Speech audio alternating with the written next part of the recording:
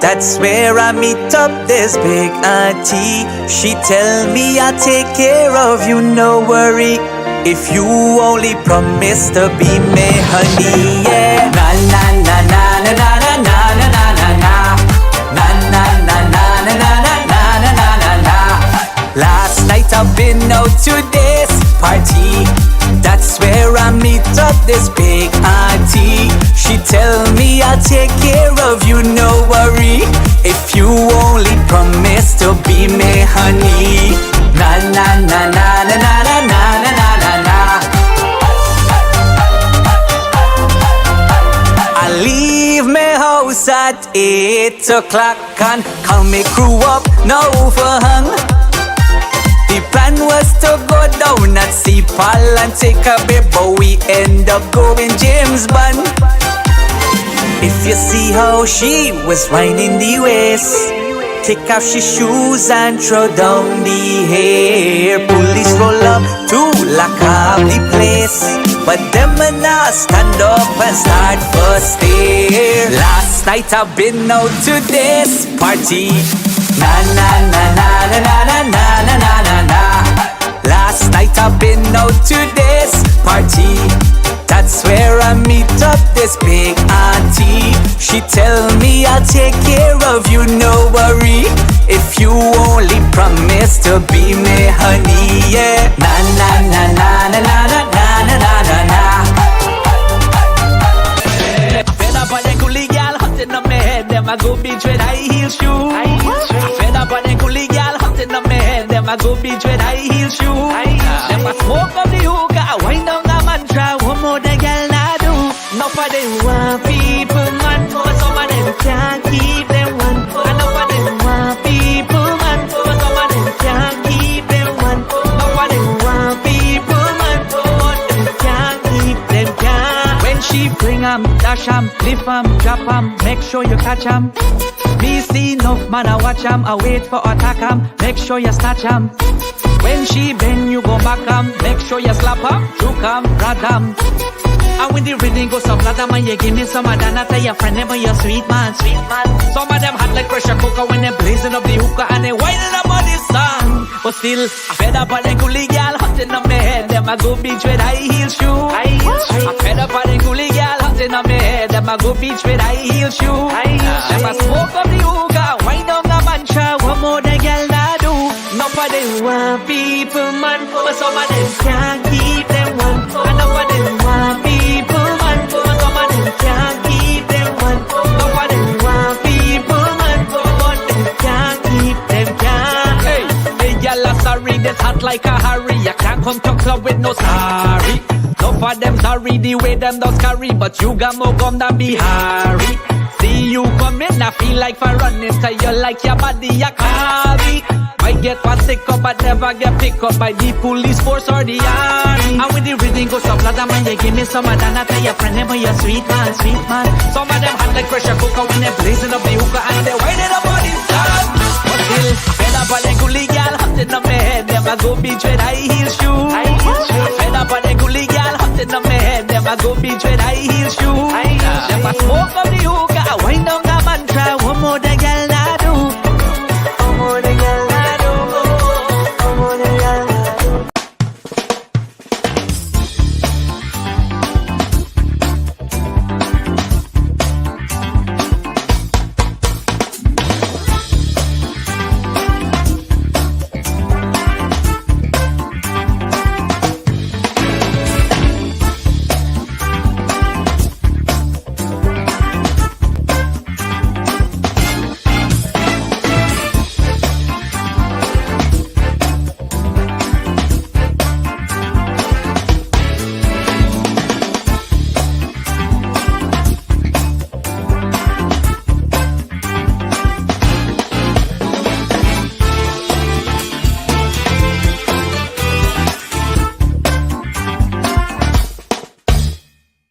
Flamingo Restaurant and Mantra Lounge. We are NYC's premier Caribbean restaurant and lounge, specializing in authentic West Indian, Chinese, and Caribbean cuisine. Open every day for lunch and late nights. For delivery, find us on Uber Eats, Grubhub, Seamless, and DoorDash. Visit our rooftop lounge upstairs on the weekends for a fun-filled night. We cater and take bookings for private events. Find us on Facebook, Instagram and Twitter at Flamingo Mantra. Our address is 120-06 Rockaway Boulevard, telephone 7188351000.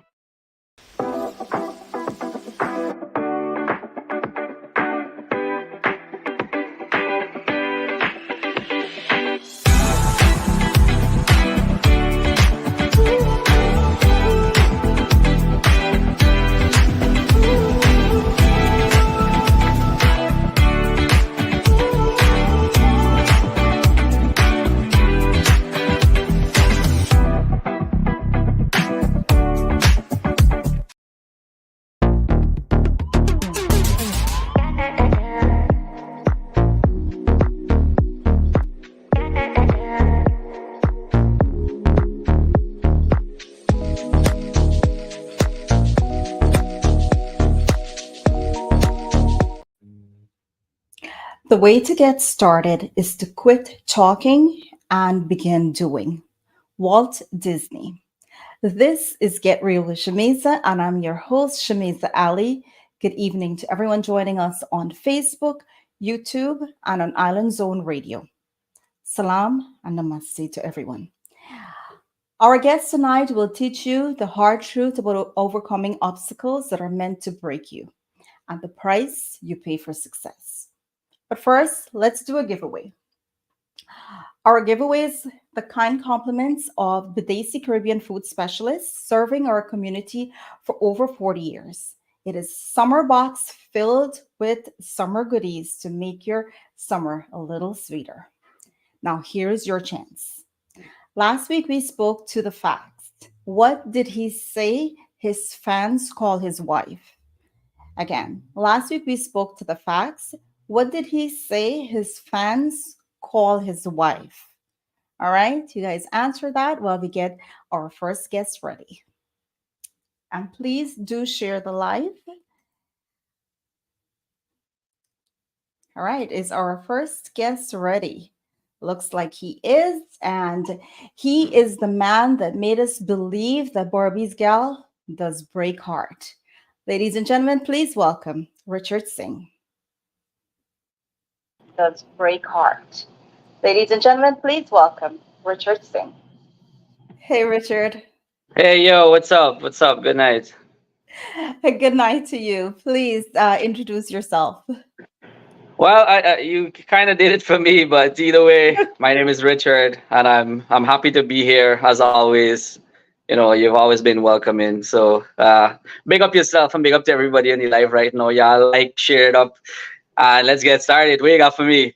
And what I got for you, I got some questions, buddy. Easy. No worries. Questions. All right. So tell us, what is the inspiration behind your music? The inspiration behind you're getting so technical with me right now. But you know, so listen, this whole thing started during the period of COVID. So where I'm sitting right now, I'll tell you, this is my man cave, right? Mm-hmm. And I'm usually very social and outgoing. And COVID time, everything was on lockdown. It was a sad time for everybody. Right. We had to be home, otherwise you get locked up. And I had this idea one night. I was sitting with my wife, we having dinner, and I was like, you know what? Place boring. Best we had this room that we weren't doing with it, and kind of like storage. I was like, maybe I should kind of transform this room into like a man cave, and I'll be happy. I'll be happy here. So we did it. I spent a bunch of money on it, and like I was in here for about 3 or 4 times, and I was like, yeah, it kind of get boring now because it's me alone. So what else is there to do? And one night again, we were having dinner, and I was like, you know, maybe I should sing a song. I see enough people singing music right now in Guyana, and it was the production of the music. It was wonderful. You know, for me, I thought we had kind of raised the bar from what I was accustomed hearing from back in the days, and I think some of these guys took it to another level, and you know, props to them. And I was like, you know, they got decent producers or people who I think that would mesh with my style of music that I like. Not necessarily decent producers. There's always been, I want step on anybody's toes, but the style of music that I like, maybe there are people who could bring it to life. And she was like, yeah, cool, whatever, just whatever you could do for just stop, whatever I can say to agree with you to get you to stop talking, no problem. So what I did is I reached out to one of my partner from back in the days, Darrell Pugsley, who's also my producer, and I told him I got this idea, and obviously I had to reintroduce myself because we hadn't spoken in like 10 or 11 years, 10 or 15 years, and he was like, yeah, I remember you. You were that the rock guy, and I was like, yeah, same person. And he was like, all right, what do you want to do? And I told him about the idea that I had with confessing. Sadna, for those of you who don't know, it go, I start break down when sadna, tell me that me partner been here. And I was like, I got this tune, and could we bring it to life? And he said, cool, no problem. So we worked together, and we took a while. He had no idea about chutney music. He had never really done any chutney project. He was like more over on the dance hall reggae kind of soca vibe scene, and I kind of caused him to raise his bar too. And we took about 10 or 11 months, and then it reached around Christmas time in 2021. I think it was around December, and he was like, we need to stop now and we need to kind of release this project because you're always gonna find something for us to change. So this is it. We ain't doing anything else, dude. And we did it. It was just for a kind of personal thing, just like for kicks off. And lo and behold, a lot of people saw it and they were like, yo, I kind of vibe this guy. I kind of like comedy and the music. And it kind of blew up. And I sat down and I thought, one thing I don't want to be known for is like a one-hit wonder. And I was like, maybe we should try again. Let's see what's going to happen. Let me kind of throw stuff to the wall and see what sticks.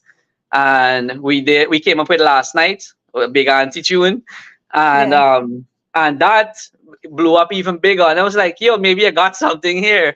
Right. And it's been 2 years. It's been 2 years since, and we've done a number of projects. Kind of did a number of projects in different genre too. Just kind of like explore where I can go, my versatility, some rap, some reggae, and these type of things. And it's been beautiful, to say the least. It's been gratifying for me because I've never imagined people would have, kind of reach out and be like, yo, I'm your number one fan. In my mind, I'm thinking, number one, what are you talking about?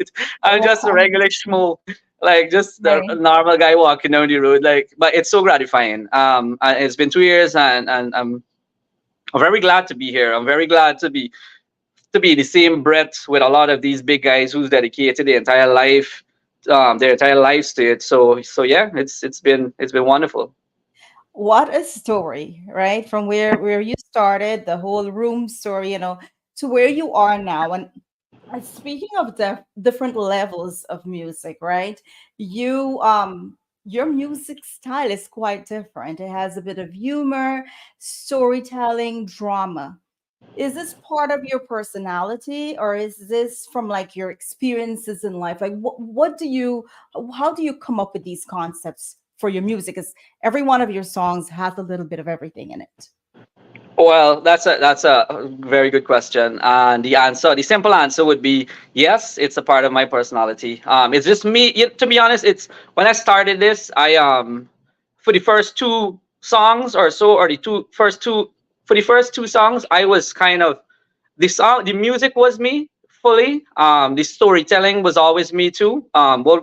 So my framework to putting out music has always been let's not just write words just to rhyme with each other. Let's kind of have like a little backstory in it, so that when we're directing the music video and we're putting it together, we can tell something in between while there's the song for people to enjoy, whoever listening to the audio. But then visually it must be like, okay, it got a start in, it got a middle, and it got an end in. I think it's a bit more compelling. There's just our natural process of when we are doing the music and the storytelling, the video, and sitting down and writing the script. We won't just go out and say, hey, let's shoot a music video. We would sit down and say, kind of brainstorm, myself and a couple of friends, whether Darrell, whether my videographer or some close friends, my partner Azar, is very good at storytelling. So we would kind of sit around and say like, okay, what ideas we can put together? Let's work with a concept, and we write a script, and we'll know exactly the camera angles and the shots and everything that we want to accomplish. And then when we sit to edit it, we have all of our notes, and we just kind of fit the puzzle together.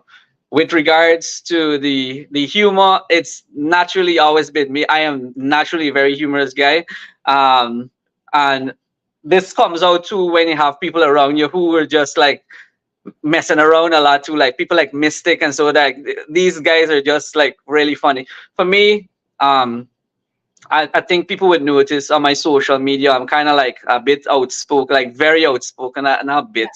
I'm very outspoken. I believe, to be honest, if you just be you, you're gonna trim off the unwanted folks who probably looking for the perfect figure, which I'm absolutely nothing close to that. But I just try to always be me at the end of the day, because I believe the people will genuinely gravitate towards you, just for being you, and just for standing up for what you're believing, and though there's no pretending. So that's it's always been me.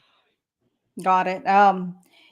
And speaking of which, I didn't mention was the camera angles is one of the things that I also noticed about your music, is that the angles are always, there's something different about it than the regular videos that we see.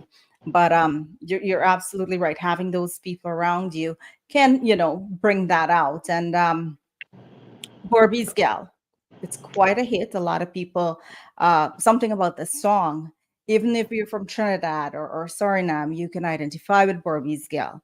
The question is, have you ever dated a Barbie's Gal? I gotta look back for my wife.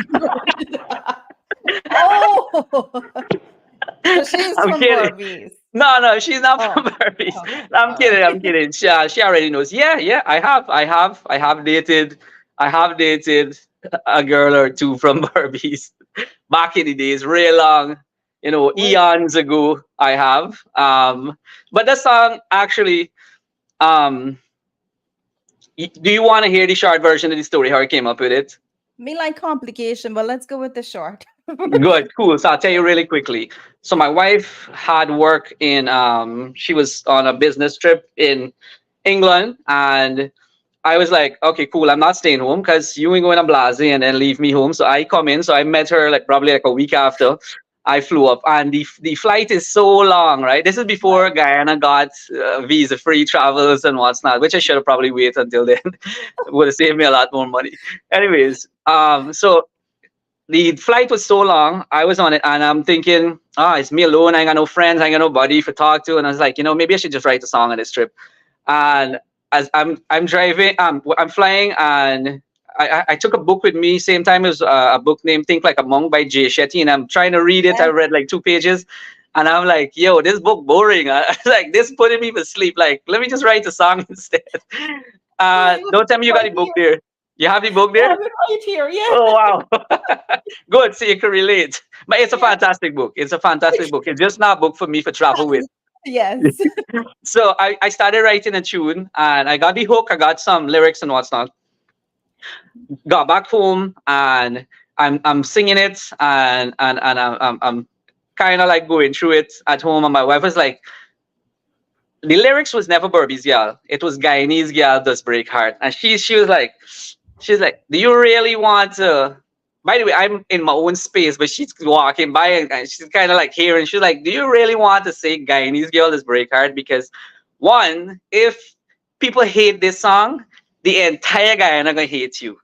So True. maybe you should just kind of choose a part of Guyana and just set up, so at least just one part can hate you. I was like, that makes sense. I'm thinking like, which part, which part? And at the same time, I was like, all right, cool. So I by then I had done 2 performances three performances in New York, and for the most of the bars or the nightclubs, there's a lot of Barbicians, for anybody who knows that.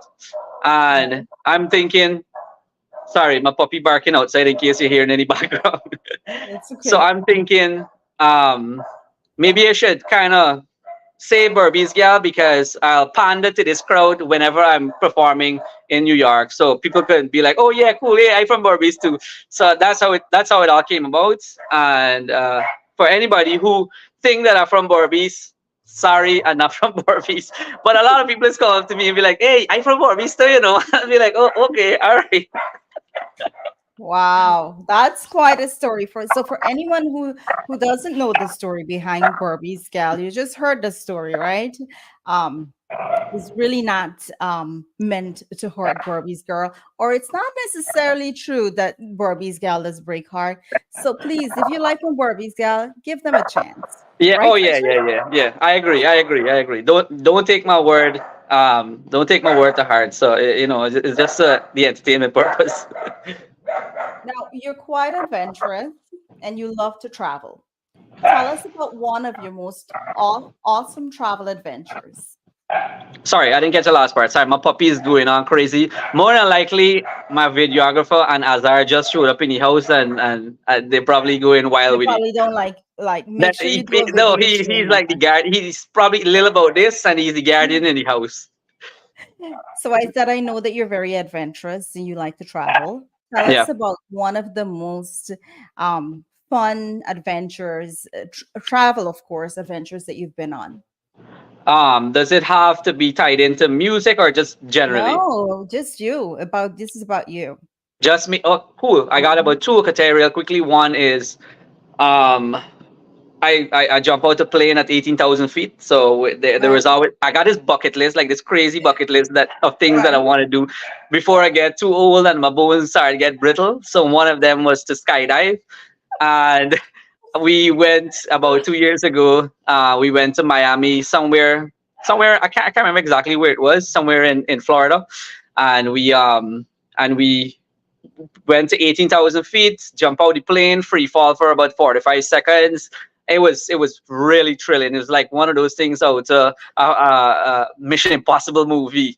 Yeah. It was crazy. I also went to Machu Picchu, which is in Peru, and we had guinea pig. Guinea pig, for anybody who don't know, guinea pig is hamster or the giant sized rat. It's a delicacy over there, mind you, but it's very expensive. And but the thing is, when we went, and I was like, cool, I want to be like this bad boy. I want to try everything. So I had it, and then I went back to the hotel, and there, lo and behold, there's a movie showing on the television named G-Force, where a bunch of little animated guinea pigs in the star. I lied up, and my stomach started to hurt. I started to feel bad. I started to cry, and I was like, oh God, I just seen guinea pigs on the TV. So Yeah, yeah. It's a you lot of. have those are quite some adventures. I don't think I'll probably manage those in my lifetime, but good for you. Do you have any videos of you in Miami doing that jump? I do. I do. I do. It's probably somewhere in the archive. I have it on my hard drive. It's at Mhm. the office, but I do have it. I can share it with you. I can share it with you. Well, I think better yet, you should incorporate it into one of your videos when you're Oh, telling those stories. You should have that in there so we I can get a glimpse of it. The world can get a glimpse of it.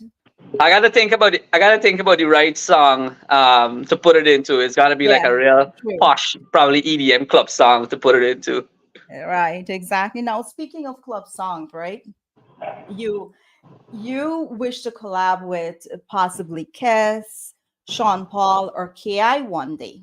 How you remember that? Were you looking back at my old interview? We actually in your interview, you're in the car, and we had like a few minutes of you thing, and we didn't get to. I really didn't get to ask much questions because it was one of those nights. But no, I know certain things. I have to research you guys before I come on here. You know what I mean?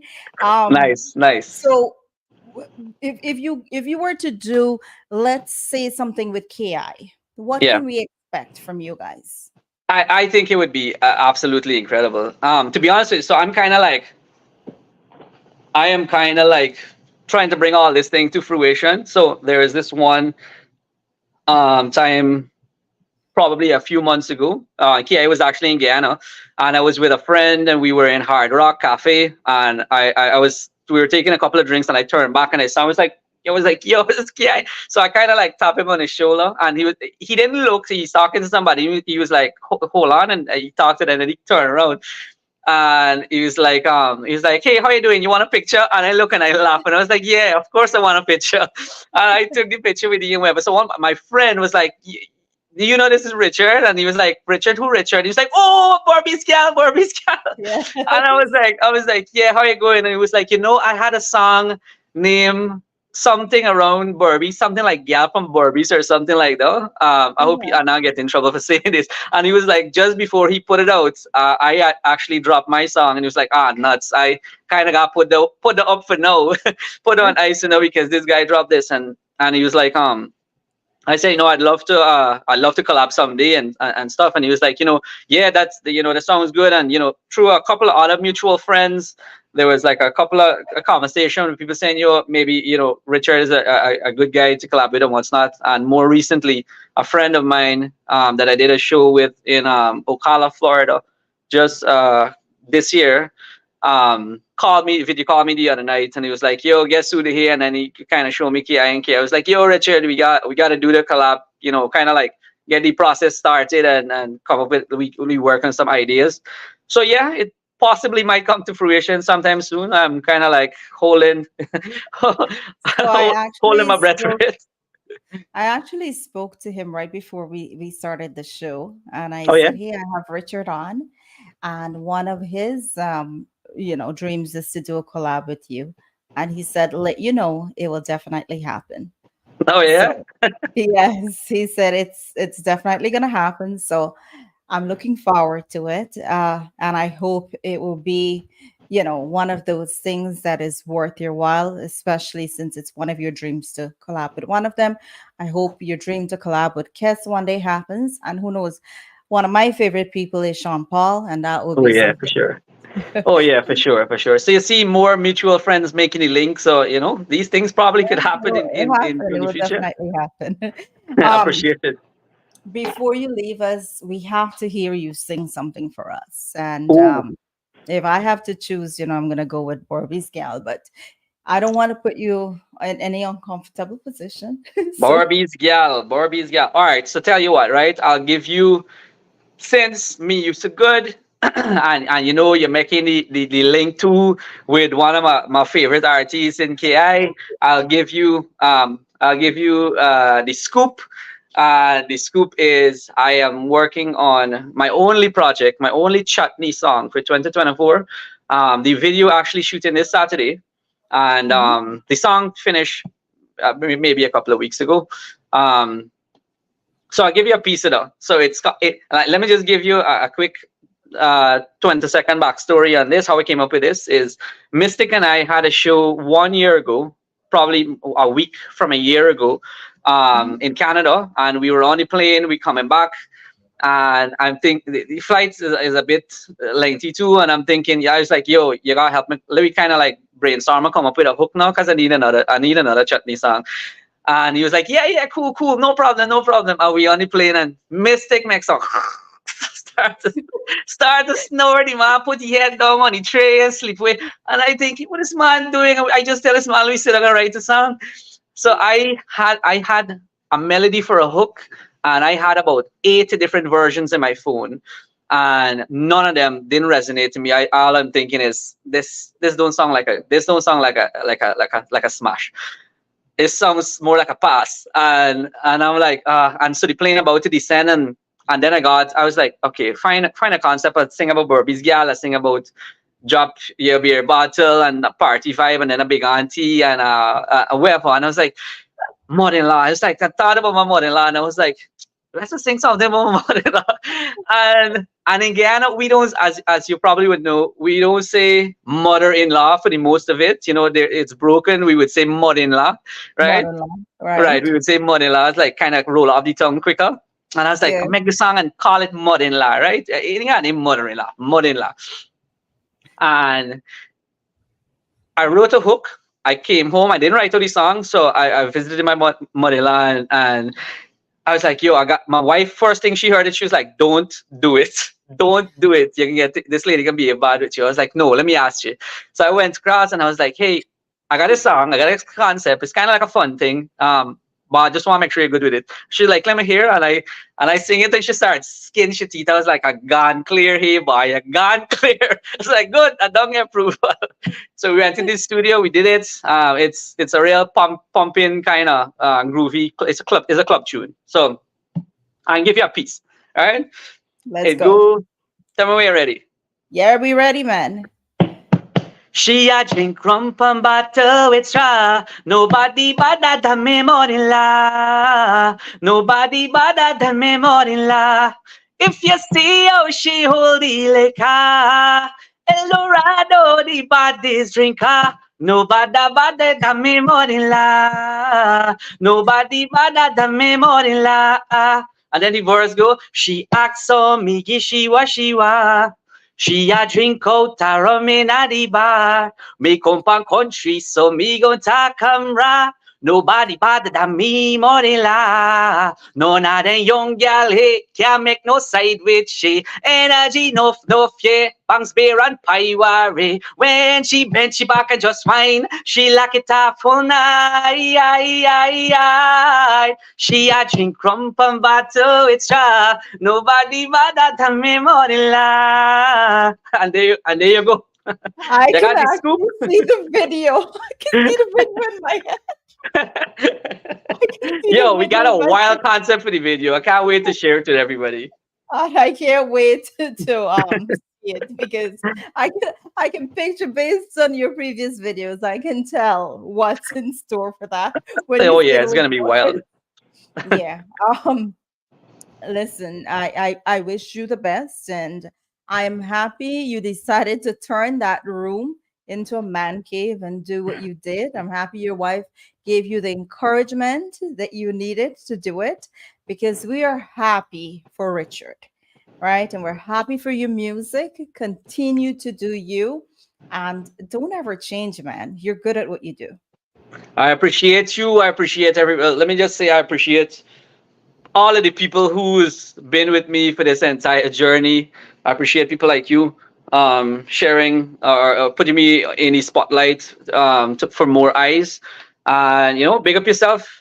Big up to everybody who's been here with me, and for all the people who are about to join me in this journey for however long it lasts. I can assure you, you definitely won some fans tonight. And, a lot of people, maybe they don't have the time to join us when we're live, but they do go back and watch over the next few days. You'll definitely see an increase in the people who follow you. And for anyone who would like to get in contact with you, because I know you tour, you do shows in different places. If they'd like to get in contact with you, how can they get in contact with you? It's very straightforward. I have all of my contact information, email. There's a cell phone contact on my handles. So on Richard Music-Guyana on Facebook, there's my music page. There's Richard Singh 592 on my TikTok. All of these platforms have my personal information so that people can reach out. My YouTube channel, Richard Official, it has all these information that people can reach out. Thank you so much for being here. Thank you for taking the time, guys. Please follow Richard. Please, support him because we need more Richards, and we need to support these guys to make sure that they're able to do the best that they can. All right. Thank you so much. Good night to you. And we'll be right back after these messages and with our next guest. Thank you. Take care. Bye, Richard. Flamingo Restaurant and Mantra Lounge. We are NYC's premier Caribbean restaurant and lounge, specializing in authentic West Indian, Chinese, and Caribbean cuisine. Open every day for lunch and late nights. For delivery, find us on Uber Eats, Grubhub, Seamless, and DoorDash. Visit our rooftop lounge upstairs on the weekends for a fun-filled night. We cater and take bookings for private events. Find us on Facebook, Instagram, and Twitter at Flamingo Mantra. Our address is 120-06 Rockaway Boulevard, telephone 7188351000.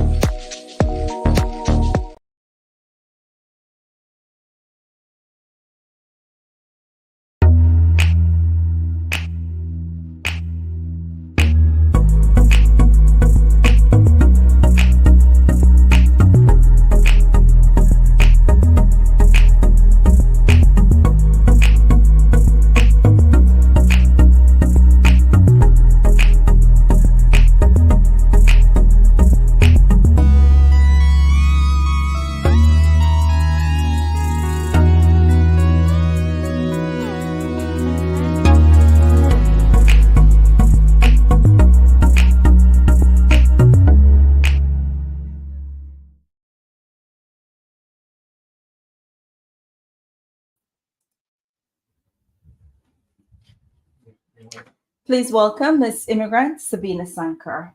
Good evening, Sebena, and welcome. Good evening, good evening. Thank you for having me. Thank you so much.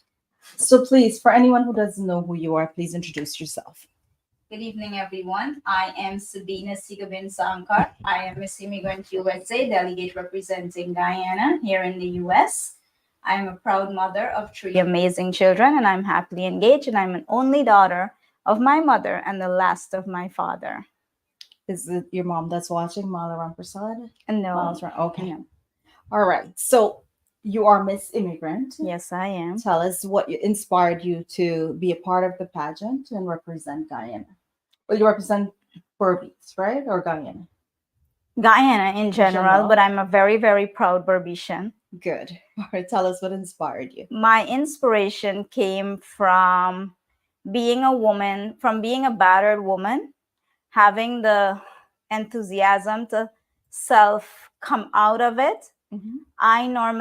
My inspiration comes from me, because what I've learned in my life is that the more you seek to find inspiration from outside and from others, people tend to fail you. When you look for that inspiration from family or celebrities, they tend to make that confidence go away from time to time due to the things that happen in their personal life. So I took it upon myself to inspire myself to go and push beyond levels to become a better version of myself and go after things that I've always wanted to achieve and acquire for myself. Hence, when the pageantry came my way, I didn't waste any time to accept it. And the proposal came when I was at Gracie Mansion at an event. And Miss Magdalena called, who is my director and one of the co-founders of the Miss Immigrant organization, approached me, and she explained it to me. And the way she approached me, her grace, everything about her, I felt amazed. And immediately I was inspired by her. So why not? So I went home, I thought about it, and I gave it my best shot, and here I am. Well, I like what you said about, your inspiration comes from you, because it's important for us to believe in ourselves. It's important for us to believe in things that we would like to accomplish, because I think having expectations and seeing what others are doing and wanting those same things, we kind of set ourselves up. Yes. And when you have expectation, the only thing that you can have is you can be, disappointed. So I like that you find that inspiration from within and you go for what you want.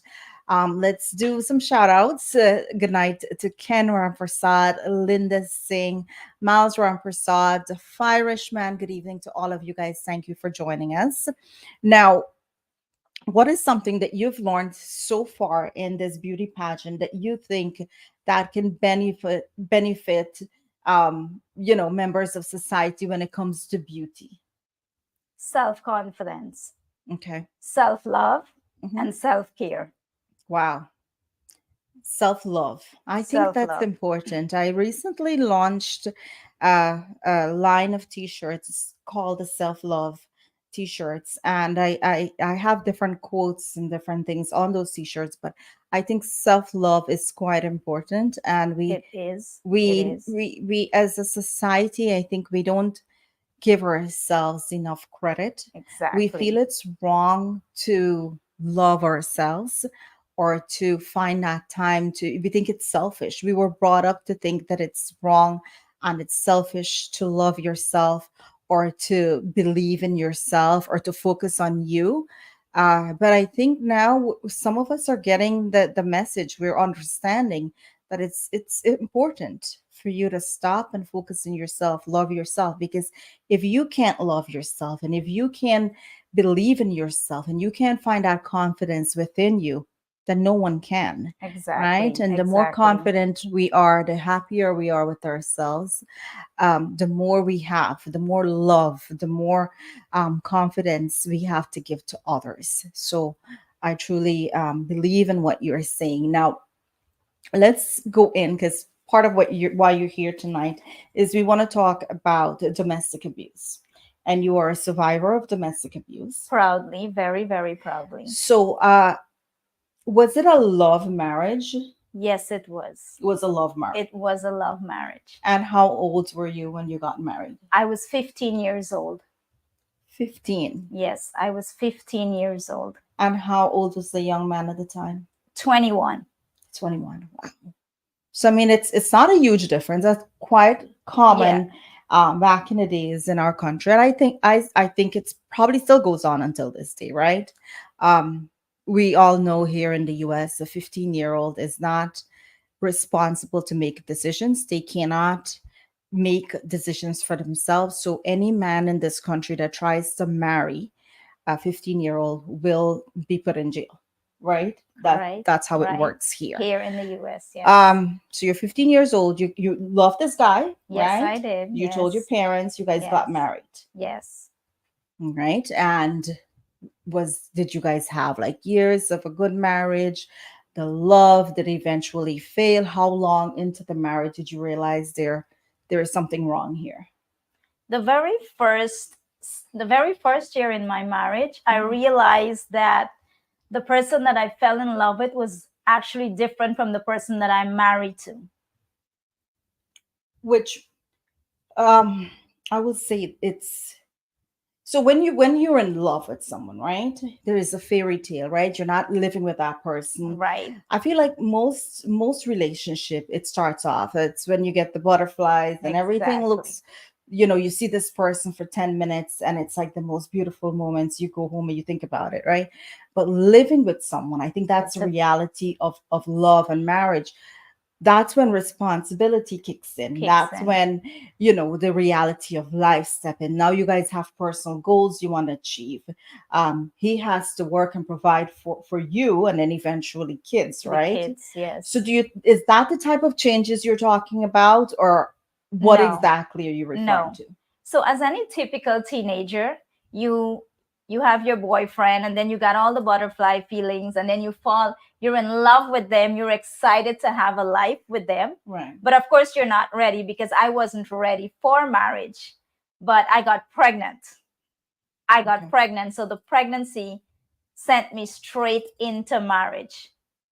And before I turned 16, I was already a wife and the mother, one shot. Okay. What changed? What the very first year, living with him, I realized that he has a possessive attitude. He was very possessive, but being a young teen, still madly in love with him, for me it was normal, and I felt like it was love, and I have felt that way for a long period of time, thinking that it was love and adapting myself that it was normal to be loved that way.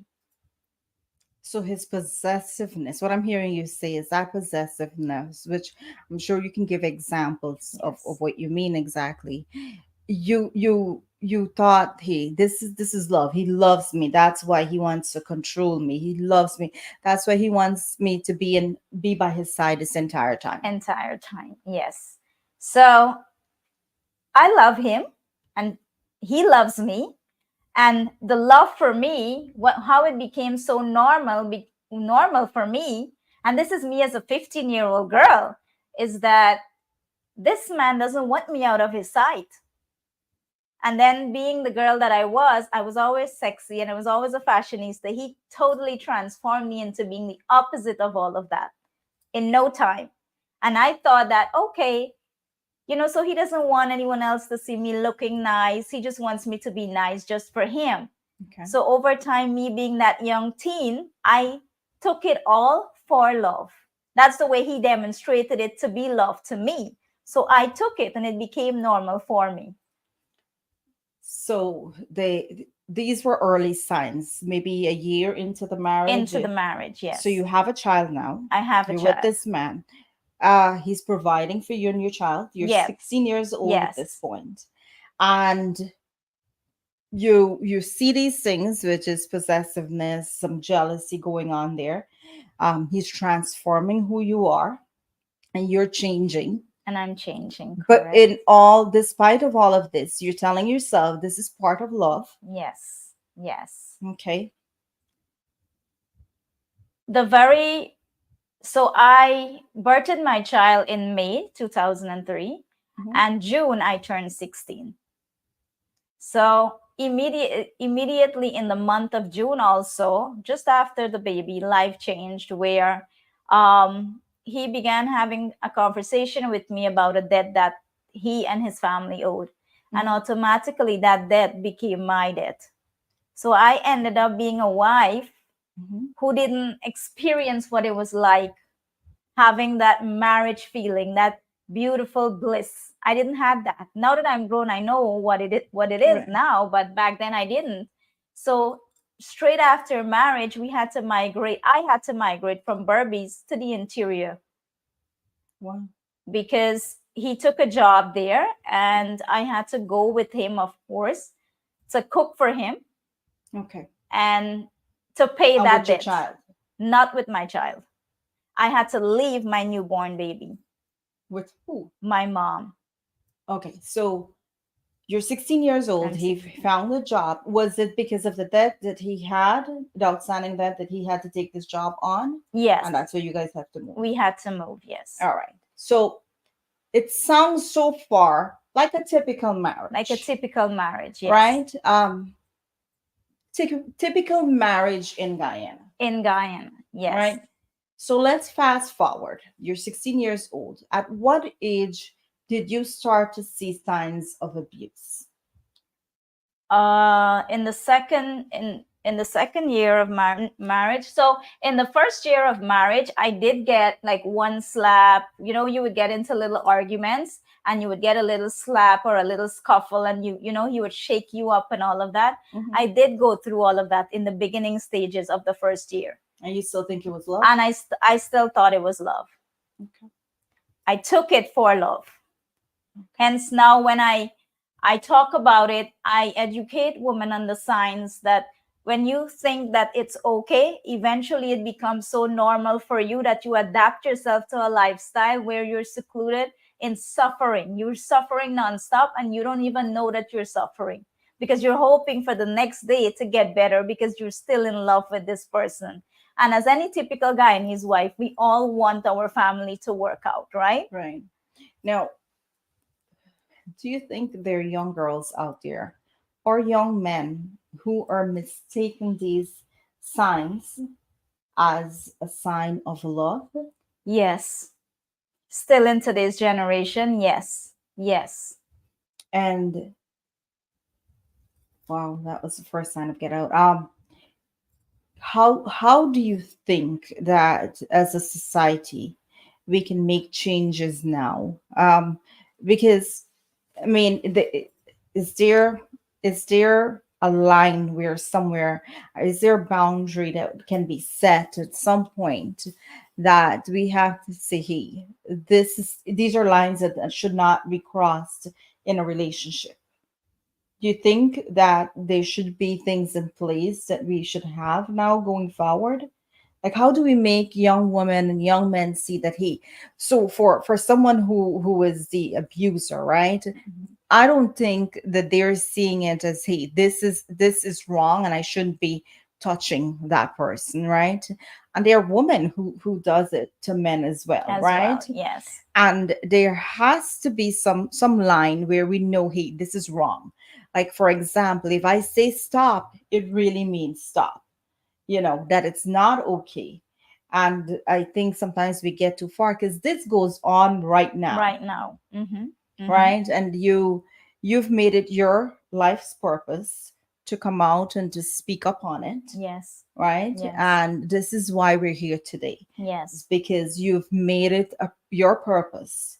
You've made the time to go out and speak up about it. So continue. In the society that we live in today, even as a survivor, it's very hard to have a voice.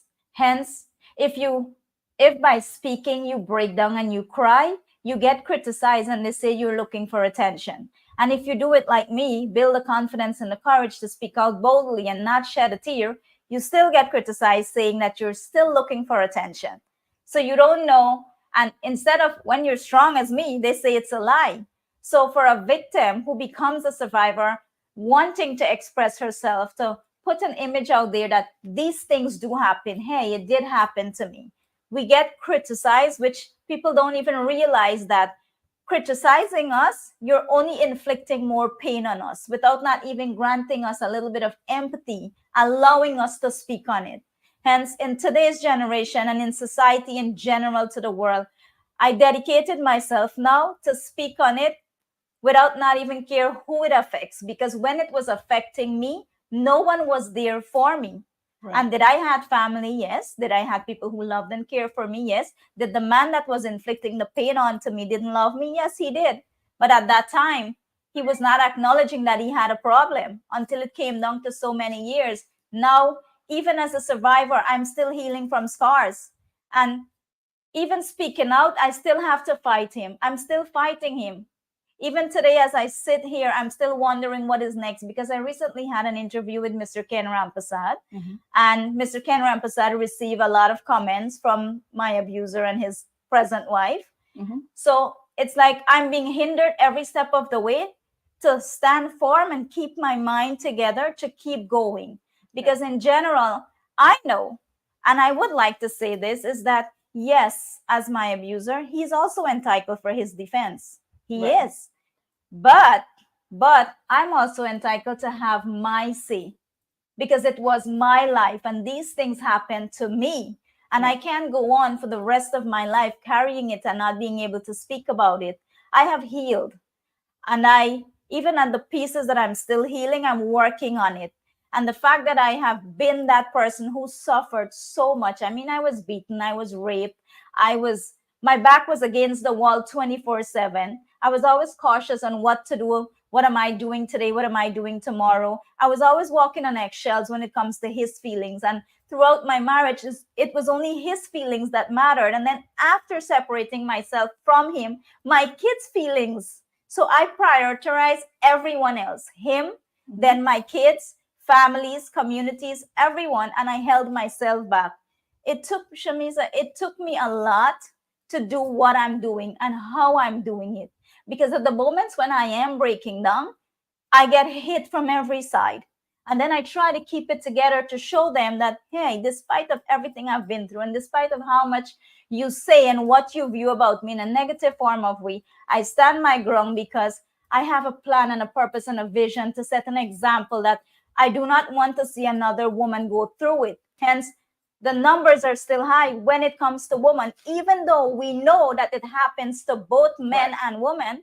What numbers is the highest? It's women. 1 in every 3% of women died at the hands of the man who claims to love them. She suffers in silence at the hands of a man who claims to love her. But when you see us trying to have a say, or even when we reach out, how many family members don't tell us, stay because you got kids?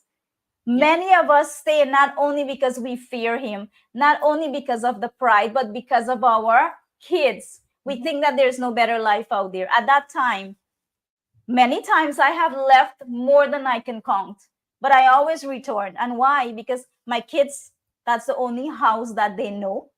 That's their own bed, and when you go to family, you can't stay there forever. So you return back taking it. Now, when I think about it, and I know that, yes, it's my kid's father that I'm speaking about, I can no longer focus on that, because when I was enduring it, protecting myself, I was protecting them. Hence, they don't know what I went through to do those things.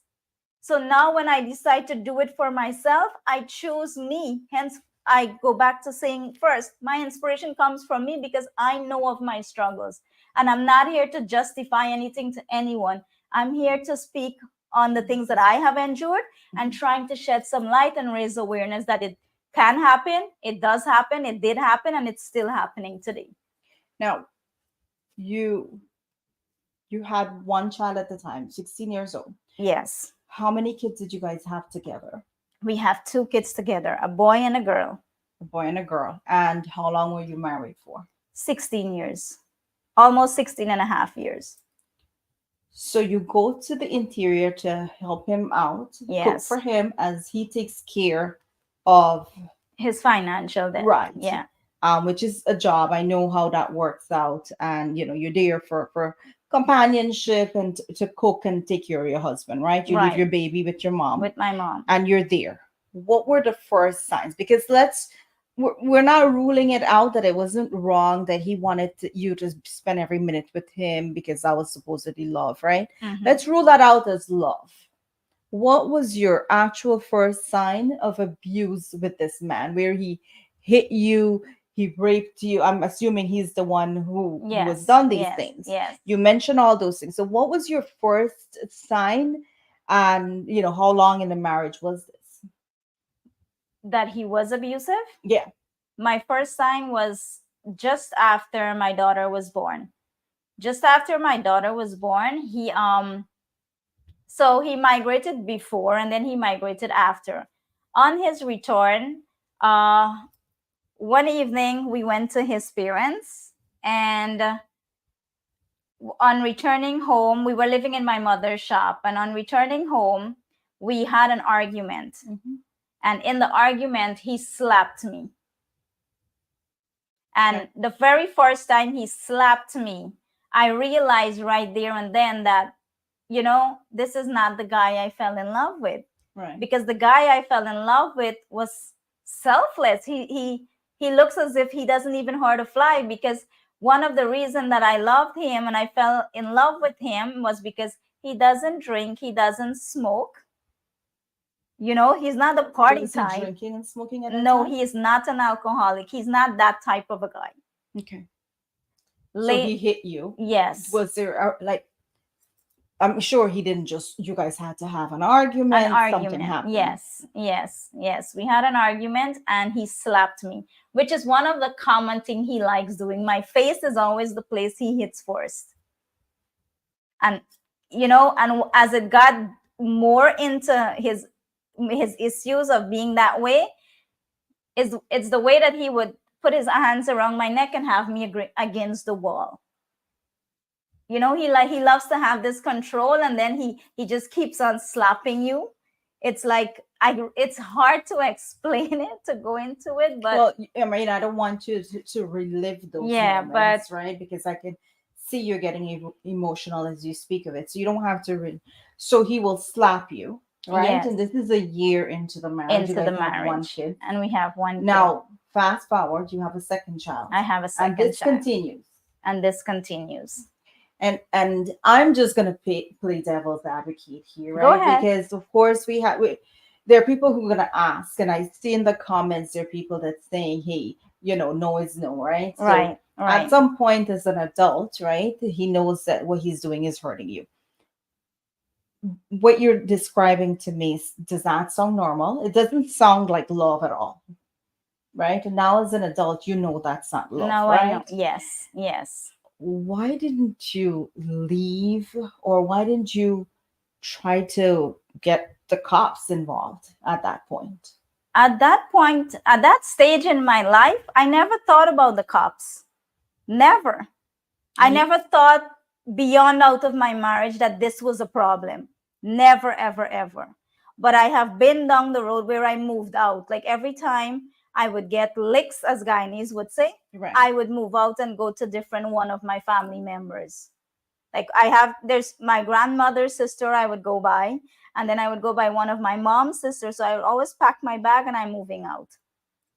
So you will leave. I would. It's not that Yes. you stayed and you No. will endure all these things and just stay because you loved him as well and you figured out. No, I did. So leave. you did leave a lot of times. A lot of times. What will make you come back to this abuse?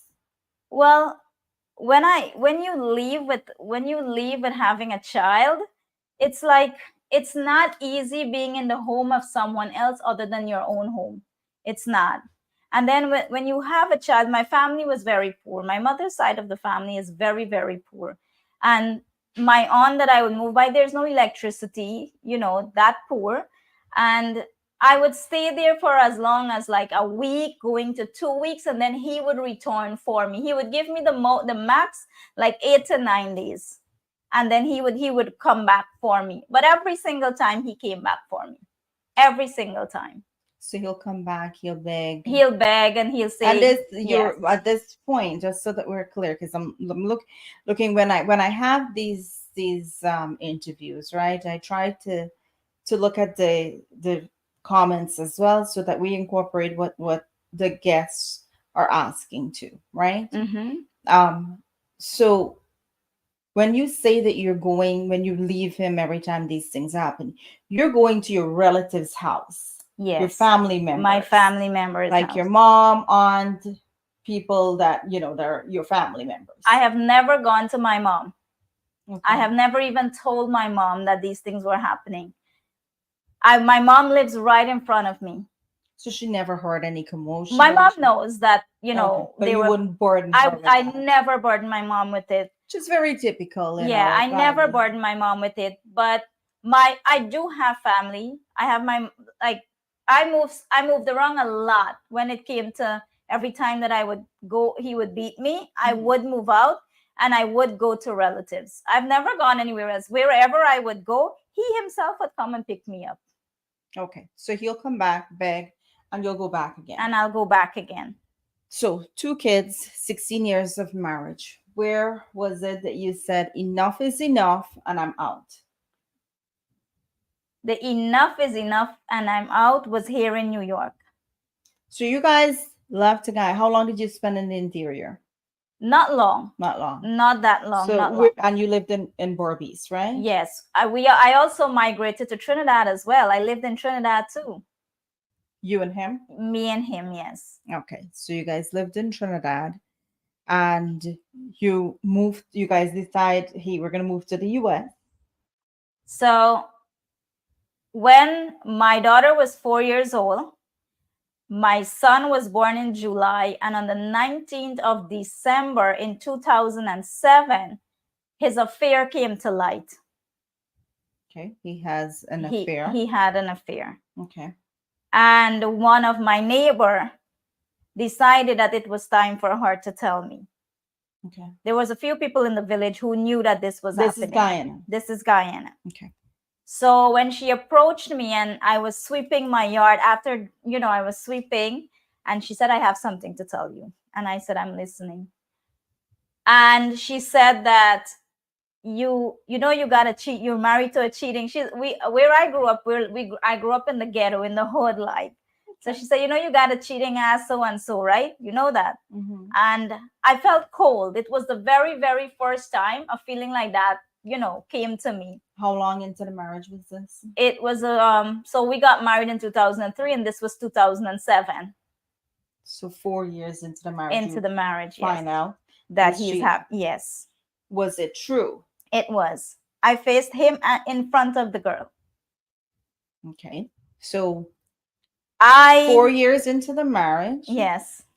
You decide. By then you had your 2 kids. By then I had both my kids. And you didn't leave. I did not leave. I did not leave. So help me understand. What are you thinking at this point? I waited for him to come home, as he was working at the estate at that time. And he came home for lunch. And as I took his lunch out and I handed it to him, I asked him, do you know so-and-so person? Mm-hmm. And the food fell out of his hands. And that sounds gave me like a coolie picture again. Yeah, it gave me my answer right away. His food literally fell out. There's certain moments I never forget. Women, we remember certain things like that. So I set myself out to run that day because I know that we would have gotten into an argument and he would have hit. Right. But somehow I walked up to him like I was in fear, and I'm like, I screamed. Like, right. We've been through so much for the 4 years. Right. You have done so much to me. When it comes to the slaps, you're physically abusing me, and I stayed with you. And now you're having an affair. You're cheating on me. So we'll get back to the story. We'll take a quick break and we'll get right back to the story.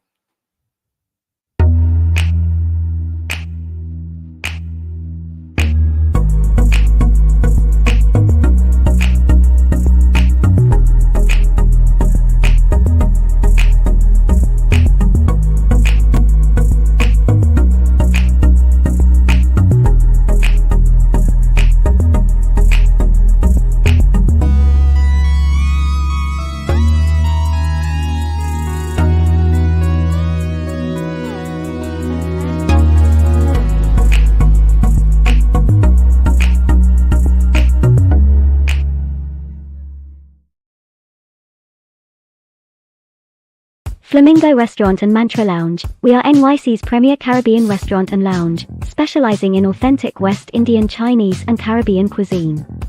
Open every day for lunch and late nights. For delivery, find us on Uber Eats, Grubhub, Seamless and DoorDash.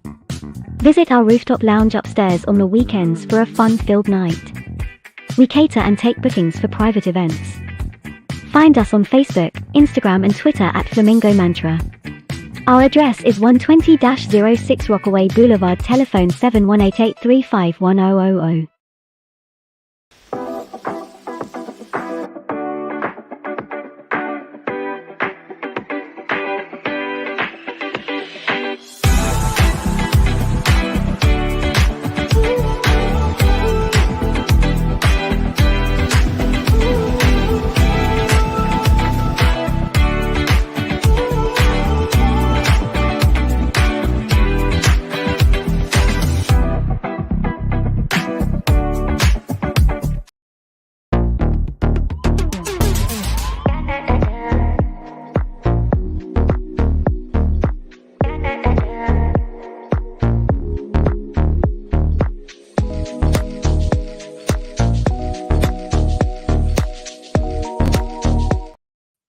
All right, we are back with Sebena Sankar, and Sebena is here to tell her story of domestic abuse. Sebena, we're at the point now where 4 years into the marriage, and we have a cheating husband, an abusive husband. You have two kids, and Yes. you don't have a lot of options. Um, Mom side of the family very poor. I'm assuming you didn't have too many option places you can go and that kind of stuff. So you're kind of like stuck in this marriage at this point, right? With your two kids. With my two kids. Now, and I want to get this because in a lot of these relationships, right? And being a victim myself, there are things that trigger. And I can remember very clearly, I was a young girl, my mouth was hot. So when I will see things that didn't make sense, I will, and 15, 16 years old, You speak. I will speak up and I will have that anger, which now in my 40s, a lot has changed. But I had a lot of hormones and stuff. And so I was pregnant. And when I know you're cheating and you're doing stuff, right, I will want to call you out. And then sometime I will shout and I was rude, right? Or them and say, your mouth hot. Yes, my mouth was hot. Would you say that was something that maybe at that time you kind of triggered him too because you had a little hot mouth? Yes, I did have a little hot Which mouth. is quite common, right? And Yes. especially when you know something is wrong and you want to speak up for yourself, you might Yes. cry a little bit, you get a little bit emotional, a little dramatic, right? But Dramatic, it's yes. all stemming from now. Do you think part of the hitting and that kind of stuff came from that? Which I am not saying, so don't come for me. I'm not saying it makes it right, but I'm saying, do you think that was part of it? You guys will go at it, have like that, little bit of back and forth argument, and that will cause the hitting. It would lead to the hitting. And So- did you also hit? Oh no, I have never Okay. raised my hands. Okay. Except one time here in the US. All right. One so time.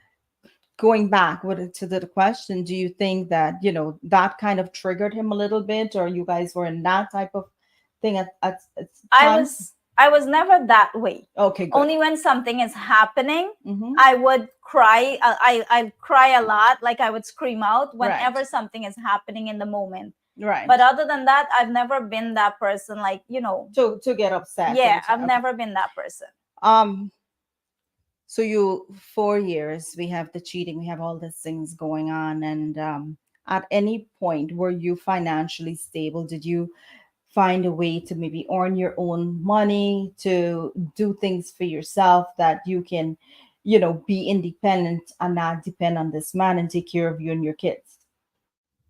So in Guyana, while I was married to him, dealing with some of the issues that I was dealing with when it comes to his behavior and actions, due to one of our arguments, at one point I wanted out of the marriage. Mhm. At one point I just wanted out. And at that point, I was able to open up a store for myself, a boutique. Okay. But as I would say again, I always forgive him. Always, always. Every time I would leave, and this was the time that I left, and I did something for myself. I opened up a gym below my house. Then I saved that, and I went and I opened up a boutique, which is a store on the main road. I did all of that. So but you're a hustler. I was a hustler. Very, Yes. very Yes. you want to do things. You want to accomplish things for yourself. You're doing what you think you need to do What to I, earn yes, your to earn my dollar. own money. Right. Didn't work out. You guys ended up in Trinidad. Yes. And did the abuse continue? So I ended up in Trinidad because the abuse in Guyana got worse. And not only did it got worse, the affair. Right. So the affair continued. So I confronted him in front of the girl. And when I did that confrontation, it was a time like all through my pregnancy, this affair happened while I was pregnant with my son. And when you get to find out, and this is not coming from anybody, this is coming from the girl in front of me, in front of him, her mom, her sister, her dad. And I'm the only one standing there with her family and him. And when she finished saying everything that she had said to me, he revved his bike, he left me there, and he rode away. And that made me migrated to Trinidad. So you left. I left Guyana. So that doesn't sound too long into the marriage. No. Because you're pregnant, that's like 4 years into the marriage. Sorry, I didn't know. That affair is what made me leave, but not immediately. Okay. I took some time in Guyana trying to build my life, to get on my feet. And I forgive him. He asked for forgiveness and I forgive him. And over the time that I did forgive him, that period of time, there came many things started.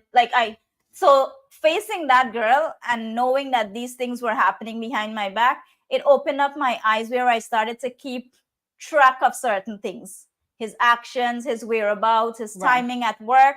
And then by doing that, I realized that nothing changed.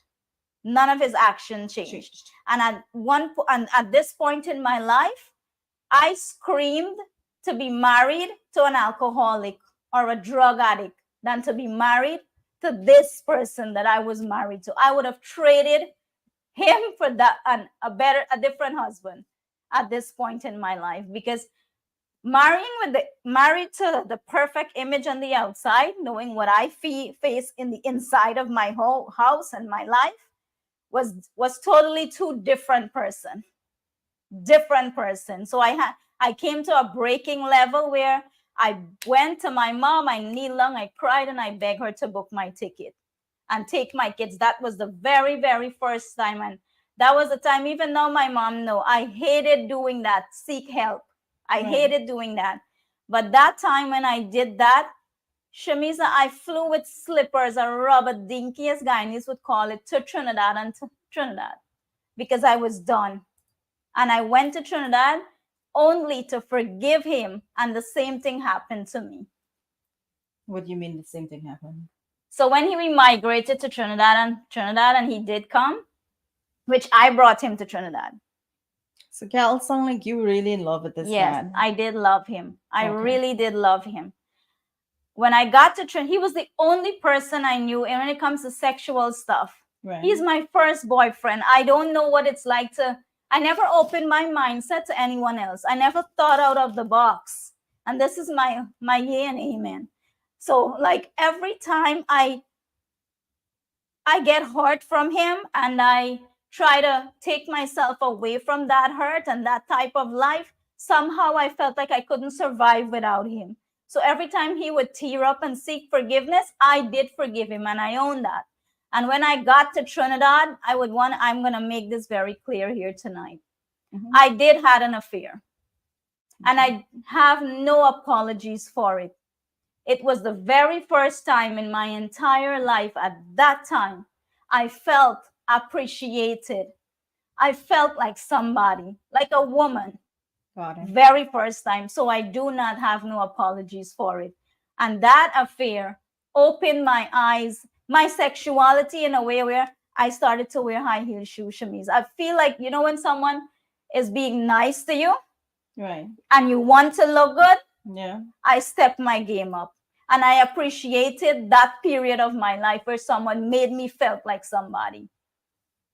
I No, own that. no jealousy, no control. You just was able to be yourself in the presence of that Of person. that person. Got it. And I mean, every woman or every man should be comfortable with that person, comfortably enough where they can be themselves freely, right? So if you're in a situation and you can't be yourself, you can't laugh the way you want to laugh, you can't wear the clothes that you're comfortable with, or do the things that you feel and acquire your dreams among that person, then it's not the right situation, guys. So these are little lessons we need to learn as we listen to these stories. We need to stop for a moment and listen to what when you think this is love and this is how you should be treated, it's not normal. All right? So if you're a young girl or a young man listening to this story, it's not normal that person controls your every move. They control who you talk to, how long you're on the phone for. No, unless it has to do with your health. The doctor said you shouldn't be on your phone for more than an hour, and the man tell you for your health you should get off the phone. Then that's a whole different story. All right. So going back to you, Sebena. So how long Trinidad was that? Like 5 years into About that. 5 years Yeah, about into your that. marriage. So you call him, you have an affair. Was that before you call him or after? Before Before you let him join you in Trinidad. the second week, You called him and he's there with the you. second week he called me and he's there with me. The very second week I got to Trinidad. Okay, so you guys are, your mom had the kids in Guyana. My mom had the and kids. you and him are trying to work on this Work on relationship. our marriage, yes. And did it work? No, it didn't. In Trinidad, I almost lost my life. Tell us about that. I will tell you two events. One time I was a maid. I became a maid in Trinidad. And I came home. And when I came home, he was outside with the landlord and the landlord's sons, them drinking. Mind you, he's not an alcoholic. I'm going to tell you that. So he was just having a few drinks and I came home and I was exhausted and he was not working that day. So I was expecting that he would have cooked. Right. So when I came home, he didn't. There was nothing, right? And I did a double shift from Yeah. And I go outside and I'm looking at him. But what I noticed is that the landlord had a young granddaughter. So I already picked up what was happening, And I went into my bed and I slept. And he came in and he wanted sex. And I didn't. I said no. And well, back then, no means nothing. Right. But is it wrong? It's wrong. As long as a woman says no, no means no. Right. But back then, my no meant nothing. So he took it. We scuffled, we fight, we argued. And the next 2 days later from that, I moved out. I lived with two Trinidadian stranger, an old man and an old lady. I lived with them and he didn't even know that I was that close, right nearby to the apartment and he and I, which is a room he and I was living in. And he didn't even know. That old man and that old lady had given their hearts and their love to me. Hence, that old man would take his jacket and cover me, hide me from him, and take me to the road to catch my maxi to go to work. So he, my husband, couldn't see me because that old man and that old lady knew who I was dealing with. So the second time was that this is after the affair. Right. After my affair, he begged me to come back. He begged me to return to him. And of course I did.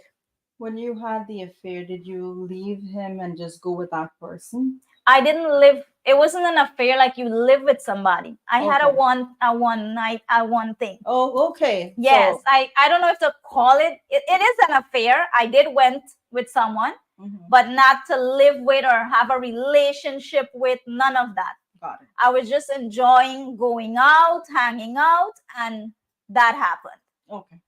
So in Trinidad too, I moved out. I moved away from him. And even though when he knew about the affair, he begged me to come back. And I came back, and that was the biggest mistake I did make, the coming back.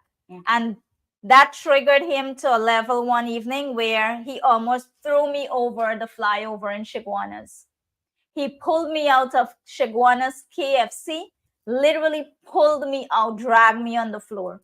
And this was an arrest. He got arrested in Trinidad because the employees called the cops. So there were cops pulling up everywhere in Trinidad. And when I got to the station, I didn't press charges. I cried. I told the cops that, it's a husband and wife thing. And I went to my employer's house. My employers came to get me, and he went to his home, which is our apartment. So you never pressed charges? Not in Trinidad, and not even here in New York. So how long did you guys live in Trinidad? We lived in Trinidad for about 3 or 4 years. I can't remember exactly. Okay. But we lived in Trinidad. It did not stop. And after that ordeal I had with him, I moved back to Guyana. So you moved back to Guyana? I moved back to Guyana. And he moved back as well? Yes. Okay. And moving back to Guyana, we were separated because of what happened. No. I know a lot of people are thinking, well, this is a lot of times for these people to go back and forth like this, right? Is this really healthy, right? But the truth is, guys, until this day, this happens. This is the reality. And it's not just our culture and our society. It happens in different cultures. Recognizing the signs is a very hard thing. A lot of times, too, it's not only recognized. As much as we recognize the signs, we are hoping that things will work out. That person will change one day. We have kids. We're thinking about the kids. There's a lot of things. You're thinking, if you have to leave, where you're going to go, you're not financially stable. There's so much different things. So as much as I am telling you guys that it's okay to, think about it or judge, right? We don't know the situation. As a young woman, I don't know what she had, if she had savings, what her situation is. So I do want you to consider that. And then also from the person that she's with, which is her ex-husband now, she's cheated, he's cheated, and it sounds like it was a two-way thing. They just keep going back with each other, right? So let's keep that in mind. But also, for anyone that's listening, these are signs that it's time to leave, right? No matter what it is. Something is wrong here. You guys need help, professional help, right? If you truly want to stay together, you guys should both seek professional help. Speaking of professional help, have either one of you or both of you seek professional help until this day? No. And you're both here in the US We're now. both here in the US now, yes. Now, do you plan, right? Because now you have the resources, yes. being Miss Immigrant, and you have a more stable life now. Do you plan to get professional help eventually? Yes, I do. Yes, I do. But do you think, because here is the thing, some people at this stage think, hey, I've healed, right? Do you think that you need professional help? In my perspective, is that when the very first time I started to tell my story, everything that was in there comes out. Right. And then I challenge myself on so many levels where I go back, because there was a time when remembering it, I would break down. Right. Now, when I challenge myself going back to certain things, I don't break down. Yeah. And no matter what comes my way, like when it comes to going back to that, or any kind of negative feedback towards it, nothing happens to me. I look at things in a positive way. I don't argue. I don't trying to prove anything. Right. It's like I'm different now, Shameeza. And I get it. You've healed to a certain extent. But one thing that I know about this, right? Because I've lived it, I've experienced it, is you're never healed. No. There are scents. Yes. There are words that being said that triggers you. And I am 47 years old, and there's still things in my life that triggers it. There's still nights that I wake up and I'm screaming, right? Absolutely. So I truly feel that, you should seek help. And, I will encourage the other person who is your ex-husband to also seek help, because it is quite important, and it gives you something that you have no idea what it brings you. And not only it helps you in the healing of what has happened to you, right? But it gives you a different perspective on life. Absolutely. Right. So if it's something that I can help with, right, with Safari, because we're here for victims of domestic abuse, we would love to look into it and see how is it we can get you that help that you truly deserve. Thank you. Right. Thank you. And we will work together, make sure that you get the help that you need. Right. So you guys go back to Guyana and try to make it work. And then you guys end up in the US. We did not go back to Guyana as a couple. I went back to Guyana, leaving him in Trinidad. And it was during Christmas time. And one evening, I was sleeping in my mother's house with my kids, and I heard his voice outside. He flew back to Guyana. Your heart skipped a little beat. Yes, he flew back to Guyana. Okay. Of course, he flew back, and he said he is now leaving Trinidad. And the fact that, we have savings and our house is in Guyana. Mm-hmm. Let's forget Trinidad. Let's forget everything that happened. Let's start over. And yes, I did forgive him. Yes, I did. And he seeked that forgiveness 2016 into 2017. Okay. And by the 29th of January, I found a marriage certificate in his jeans pocket as I was packing his suitcase to return to Trinidad to finish unfinished business, as in settling up stuff that we had in Trinidad. Mm-hmm. I found a marriage certificate. Mind you. Whose marriage certificate? My husband at the time was legally married to another woman. Legally married to another woman after you guys got married or prior to your marriage with him? My husband and I were already married. Legally. So the marriage license that you're seeing now in his pocket, was that? It was registered in Trinidad.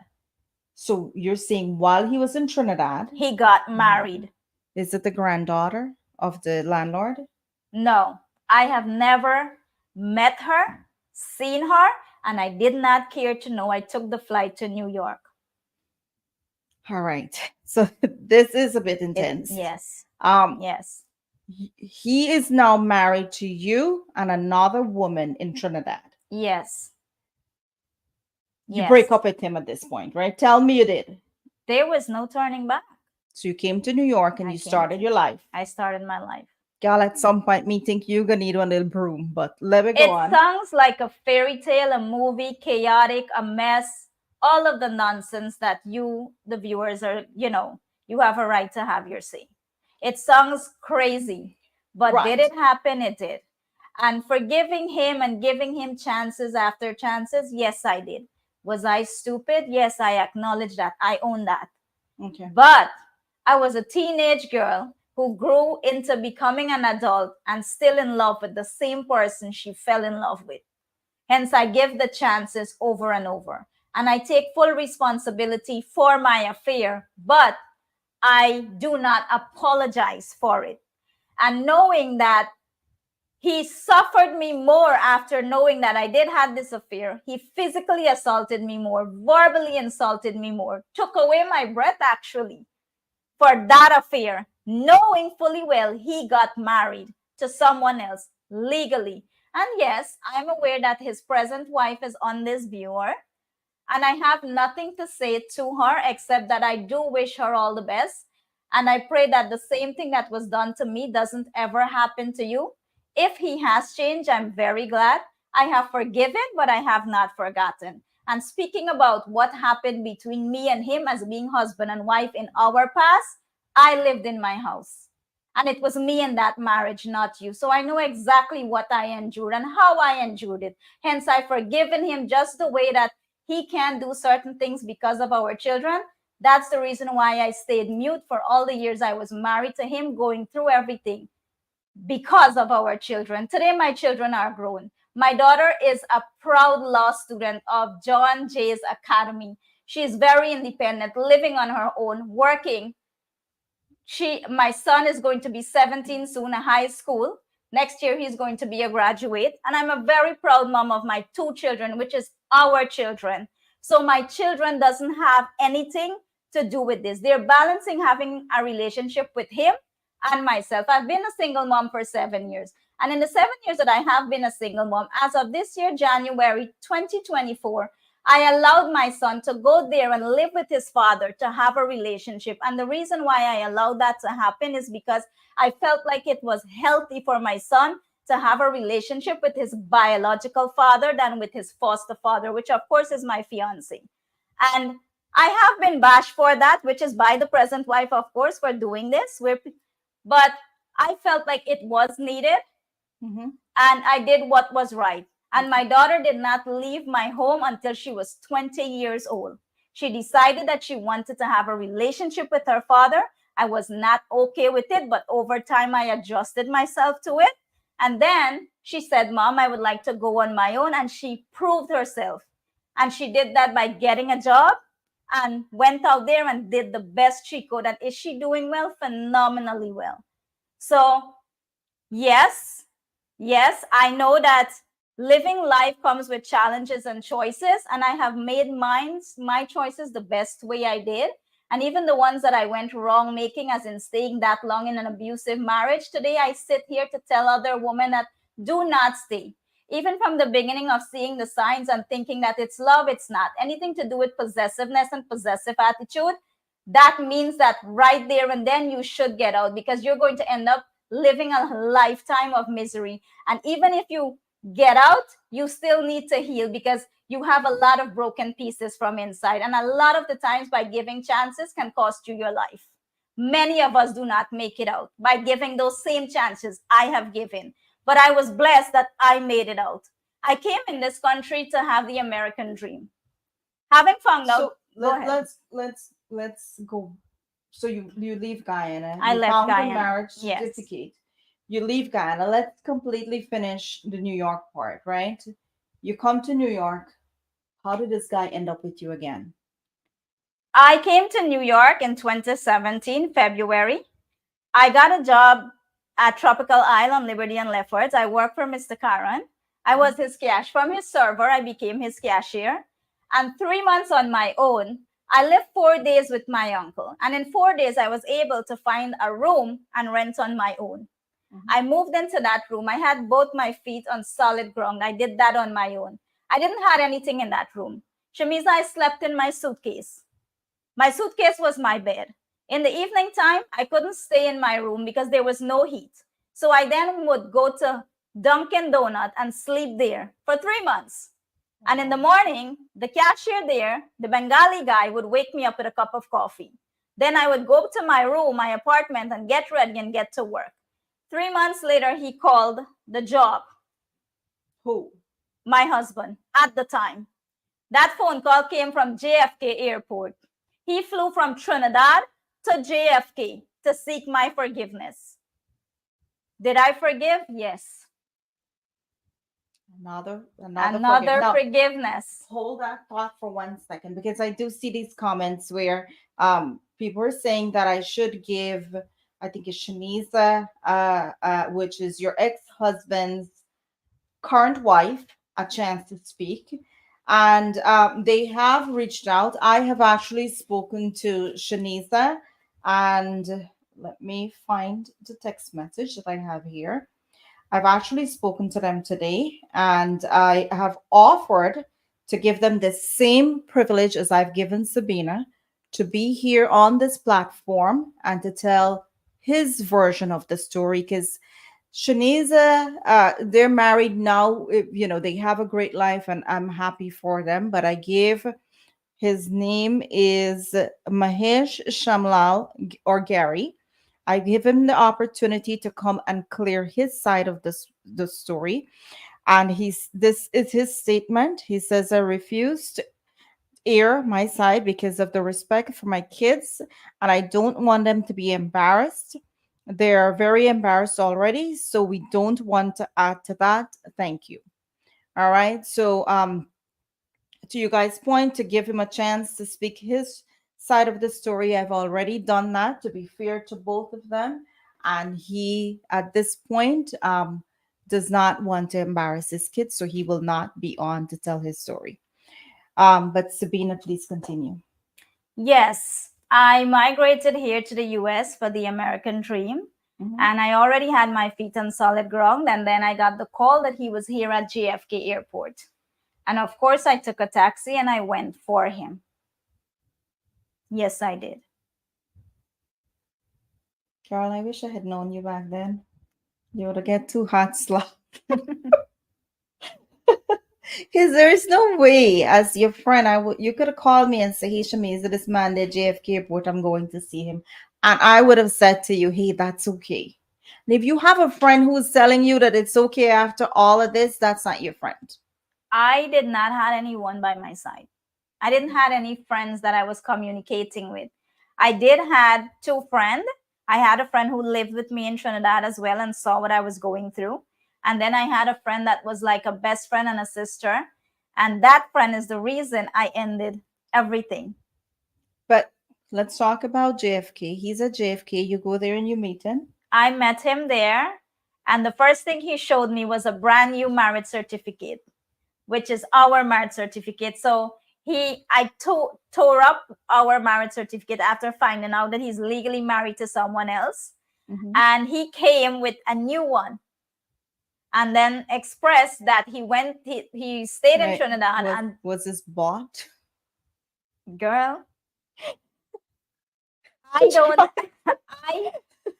don't know then like what world I was living in, but I guess whatever world I was living in brought me to where I am today. I looked at the mark. I never took it actually. I looked at it, of course. I didn't even I don't know what was happening at JFK, because there was no butterfly feelings. No. There was no excitement that, oh, he's my husband, whatever. None of that. So he said he didn't have anywhere to go. Mind you, he did have family, but then, he said he didn't have anywhere to go. And I took him to my room. But I had already brought my mother in this country. Okay. So before he came, I brought my mom. Why were you not staying with your mom? My mom was staying with me. Okay. My so mom, you guys were in that apartment? In that apartment together. Okay.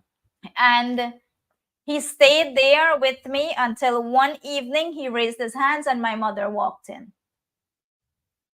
So after all of this, you're telling me this man still raised his hand? Still raised his hands here in the US.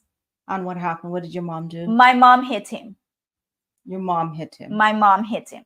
Oh, kudos to your mom. I mean, I would have done the same thing. If someone was touching my daughter or any woman I know, I'd probably do the same thing. So, good.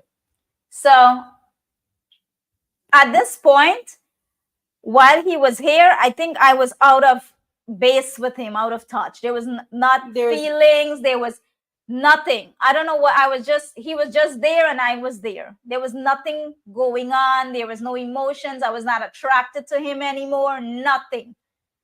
So I said to him that we were three adults living in a room. Right. And at that time, the landlord was not okay with that. So it was time for us to get out. Then I decided that it's time for my kids to come. So I worked on my kids coming. And when my kids got here, by September, June and September, I got an official apartment, which is a one-bedroom studio, one-bedroom apartment. And do you know that apartment, I paid for it. I furnished it without him, even though he was right there by my side. He did not agree for me to move in that apartment. And I'll tell you this much. The life I lived with my husband at the time My husband is someone that many people will say a constructive thinker, and I'll tell you how he's a constructive thinker. He works and saves, but I do the grocery and the bills and everything pertains to our life. But he saves. And do you know who he saves his money in? Whose name? Himself and his father. But Sebena, you're a smart girl because I know you. Mm-hmm. How can you let these things happen? In our first year, the account was in our name. But when we migrated to Trinidad, we were not in Guyana. So the account, he turned his dad, he opened the account in his dad's name. Mm-hmm. I fought for the account to go in my mother's half and half. Mm-hmm. One of his parents, my mother name. And that happened for less than a short period of time. And then we fought about it. And eventually, which is stupid, yes, I know that, I removed my mother's name, not I. He removed my mother's name and the account left in his dad's name alone. Why didn't you guys have it in your own names? Because we were living in Trinidad. We oh, did this account is in Guyana. Is in Guyana. Got it. Yes. Okay. Throughout our life, which is very funny, but this is why I am speaking now, because I want women to know that maybe there are women who live life like me, that you have all that love and all that trust and confidence in your husband, mm-hmm. that you would never think that they would do certain things to you. They do. If they're built this way or they're that way, mm-hmm. these things do happen, and it happened to me. Hence, coming here in New York, he didn't want to do this. The Guyana thing, the Trinidad thing, okay, that was done and that was over. We're here in New York now. You're not going to help me get an apartment, which is for you, me, and our kids, but you want us to have a life together. So at this point of time, I was like, with you or without you, this is going to happen, right? And I made sure that he got a job. I helped him get that job because the church that he went to was my church. They were my people. And all of these people that he have in his life now were my people that I knew, I grew up with, and I let him have it all. The money, the savings, everything that he took, I let him have it all. I came to that point of my life where I think I took enough. Mm-hmm. At the ending of our marriage, this man went to my mother and asked back for every single piece of jewelry that was bought within our 16 years of marriage. And my mother came and asked me for that. And I took everything off and I gave it back to my mother to give it to him. And my mom went and returned these things. And these things were bought within our marriage. Mind you, Shameeza, everything in Trinidad, my washing machine, my television, everything in the household, I have no idea where they are. Even here in New York, I have no idea where my stuff is.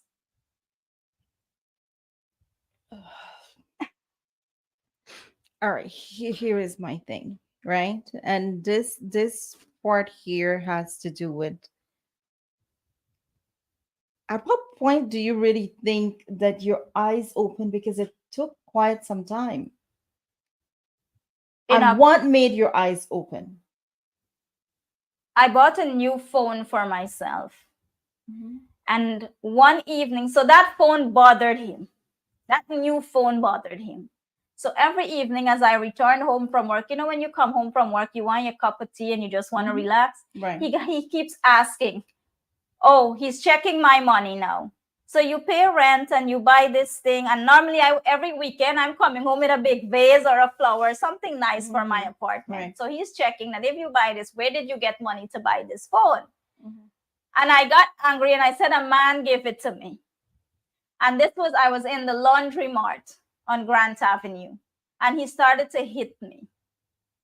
In the laundry mart? In the laundry mart. Mm-hmm. So we scuffled and he wanted the phone and I didn't let him have the phone. So I pushed the phone in my underwear and I took all the hit that he hit me. And I went back to our apartment. And then as soon as he came and he fell asleep, I packed a few things silently. And in the morning, when I went to work, I never went back to the apartment. The very next day, I went and I took my kids. I waited for my kids to come from school and I got my kids. I left my mother. I didn't say anything to my mother. Okay. Because she knew that we were fighting. So I went and I got my kids and I moved. I took my kids with me to this room. I stayed in this room for like 3 months. In the 3 months, I felt like somebody. And for me to feel like somebody, I ended up had 2 co-workers that were grown women who pulled me together. And for the first time in my life, I got the strength that I needed from these women who advised me that, you know, Sebena, you don't, this is New York, girl. You can do so much. Oh, get a new man, do this, you know? Yeah. And I was able to do well for that 3 months. And in that 3 months, I have, even if I go back to my old profile, I have texts, me and him going back and forth, that he would leave that apartment because it was not his apartment. You see, I wanted that apartment for me and my kids and my mom. Right. Not him.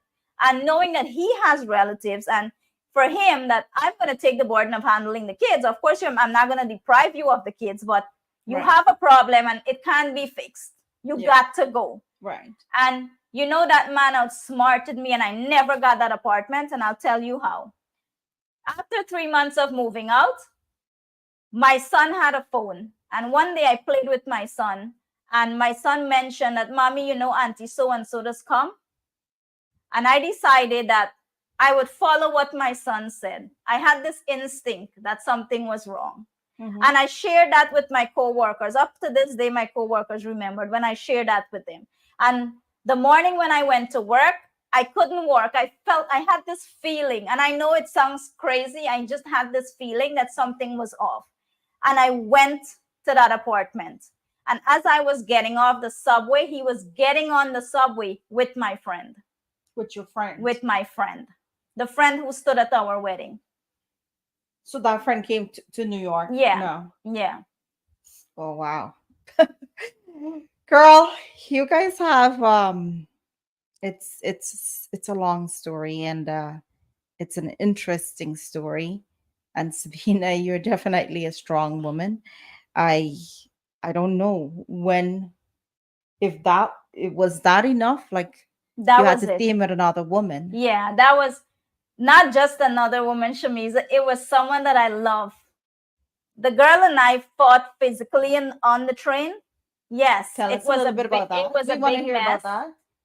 So we physically fought on the train, and this was very early in the morning. It didn't reach 7 a.m. yet because my shift was 5 in the morning to open Tropical Isle. And I didn't do the shift. I went to my apartment. Mm-hmm. And in going to my apartment, that's what I end up seeing. And in the physical fight on the train, I think what I do, and I will say it very proudly, I didn't fight because he was my husband, you know. Many people will not understand it. I fought because she was my friend. The hurt that I felt at that moment, that I still do from time to time, has nothing to do with him, you know. I think I was so, there was nothing to expect about him anymore. Right. So whatever I felt in that moment there on that specific day was based on my love for her. This is a woman that I lent $500,000 to buy her car. Can you imagine? So imagine how much I love her with no paperwork as my friend. So seeing her with him, it made me laugh. It triggered a lot because this is also a woman that I confide in. Mm-hmm. This was also the woman that I told that I had enough, you know, I spoke about my affair and all of that. I opened up to her. Right. And going back to my apartment and to see what was happening in my apartment, mind you, in the 3 months that I separated myself from him, every day he came, and employees there can vouch that he came every day and begged for forgiveness. And he was still doing things on the down low, but still was begging me to return home.